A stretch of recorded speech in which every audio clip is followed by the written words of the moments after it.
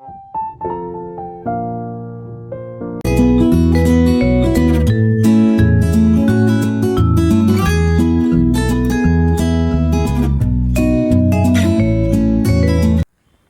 श्रोते हो, बऱ्याच काळानंतर आपल्या भेटीस येत आहे.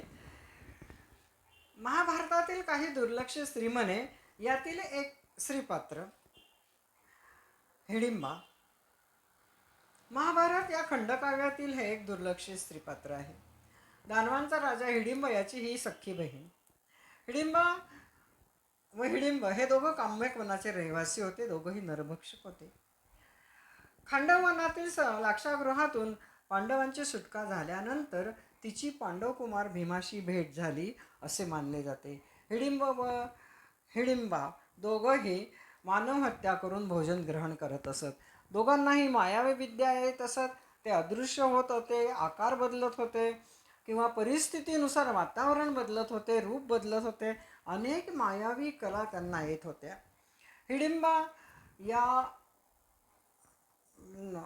भक्ष्याच्या शोधात असताना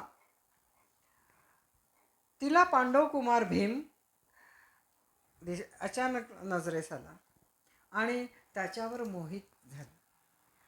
तिने लगेच आपला स्वतःला एका सुंदर स्त्रीमध्ये परिवर्तित केलं आणि भीमाशी राक्षस विवाह केला. युधिष्ठिर व राजमाता कुंती यांनी सुद्धा या विवाहाला संमती दिली. हेतू काय होता ठाऊक आहे? एखादा शक्तिशाली वंशज जन्म घेईल या हेतूने त्यांनी या विवाहाला संमती दिली आणि भीमाने तिचे पाणी ग्रहण केले. ती एक विवेकी व संयमी स्त्री होती हे नंतर दिसून येते. तिला स्वर्ग तर 2 बोटच उरला. सर्व पांडवांशी तिचे सलोख्याचे संबंध होते आणि मग कालांतराने घटोत्कचाच्या जन्माने आनंदाला पारावर उरला नाही. एका महान योद्ध्याची ती माता म्हणून ओळखू येऊ लागली. घटोत्कच, घट अधिक उत्कच. घट म्हणजे मडकं आणि उत्कच म्हणजे केस नसलेलं, म्हणजे केस नसलेले मस्तक असलेला तो घटोत्कच. भीमाचा प्रवास तिच्यासोबत कायम राहणार नाही हे तिला ठाऊक होतं आणि म्हणून भीमाचे व पांडवाचे प्रस्थान झाल्यानंतर तिने एकलमाता या भूमिकेतून घटोत्कचाला लहानचे मोठे केले आणि उत्तम योद्धा बनविले. त्याला सर्व मायावी विद्याही तिने प्रदान केल्या. जंगलात, निबिड अरण्यात, वृक्षांनी वेढलेल्या निसर्गात तिने आपल्या मुलाला वाढवले. राजवाड्याचे वैभव नव्हते, की डोक्यावर सोन्याचा मुकुट नव्हता, सत्ता नव्हती, पण तिच्यातील असलेली मातृत्वाची ताकद ही जबरदस्त होती. कुंती राजमाता होती, द्रौपदी पट्टराणी होती, हिडिंबा मात्र वनवासी होती. सर्व काही ठीक होते. तिने घटोत्कचाला पांडवांच्या सुपूर्द केलं आणि ती वनात तपश्चर्येला निघून गेली. हा पांडवांचा प्रथम पुत्र आणि कुंती देवीचा पौत्र शूरवीर घटोत्कच. या घटोत्कचाला प्रत्यक्ष महादेवांनी अनेक विद्या शिकवलेल्या आहे असं आपल्याला पुराणात आढळतं. प्रचंड शूर, मायावी, मातृ आज्ञेत राहणारा आणि वडिलांसाठी प्राण अर्पण करणारा हा घटोत्कच. घटोत्कचाने कुरुक्षेत्रावरील रणसंग्रामात महत्त्वाची भूमिका बजावली. पांडवांच्या विजयासाठी त्याने बलिदान दिले. त्याच्या बलिदानामागे त्याची आई स्थिर, खंबीर आणि शांतपणे उभी होती. तिने कुठलाही अधिकार मागितला नाही किंवा कुठलाही हक्क सांगितला नाही, तर आपल्या त्यागाने तिने इतिहास घडविला आहे.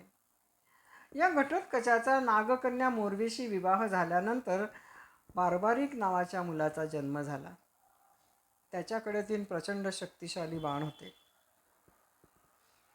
तो जर युद्धात उतरला तर होत्याचे नव्हते होईल हे श्रीकृष्ण भगवानांना माहीत होते.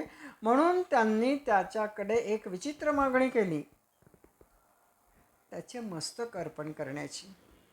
बार्बारिकाने आपले मस्तक भगवान श्रीकृष्णाला अर्पण केले. क्षणाचाही विलंब न लावता. तेच आज आपण खाटूश्याम म्हणून ओळखतो आहे. हिमाचल प्रदेशातील सिमला, कुलू, मनाली या भागात हिडिंबेचे वास्तव्य होते. ती राक्षसांची शक्तिशाली देवता म्हणून मानली जाते. नवरात्रातील स्थानिक लोक तिची उपासना करतात. ती धैर्याचे, त्यागाचे, बलिदानाचे प्रतीक मानली जाते. कुटुंबाच्या कल्याणासाठी तिने केलेले बलिदान आजही सर्वश्रेष्ठ आहे. उत्तरेकडे तिची व घटोत्कचाची सुंदर सुंदर छोटी छोटी मंदिरे आढळतात. हिडिंबा ही स्वभावाने सौम्य, धीर, गंभीर, धर्मपरायण, सुंदर स्त्री होती. राक्षसी असूनही पतिव्रता होती. किंवा सरळ मार्गी हिडिंबेने पांडवांसाठी त्याग केला. घटोत्कचाच्या जन्मानंतर तिने घटोत्कचाला पांडवांच्या सुपूर्द केलं. कुरुक्षेत्रावरील युद्धात तिचा मुलगा गेला, नातू गेला, दोघांनाही तिने गमावलं. तिची ओळख तिच्या राक्षस कुळाने नाही तर तिच्या या कर्माने होते. हिडिंबाचे वंशज नागालँडच्या नागा हिल्सचे रहिवासी आहेत, आजही आहेत. हिडिंबापूर म्हणजे आजचे धिमपूर येथे पांडवांचे काही काळ वास्तव्य होते. कुलूचा राजा तिचा वंशज मानला जातो. आजही आजी हिडिंबा, वडील घटोत्कच आणि मुलगा बार्बारिक हे एकाच घरातील 3 देवता म्हणून भारतवर्षात पूजले जातात. राक्षस कुळात जन्म होऊनही आपल्या स्वभावाने, स्वतःच्या गुणाने, पराक्रमाने देवत्व मिळवणाऱ्या या कुटुंबाची कीर्ती अजरामर राहील. या कुटुंबाला नमन करूया. धन्यवाद. लाईक करा, शेअर करा, सबस्क्राईब पण करा.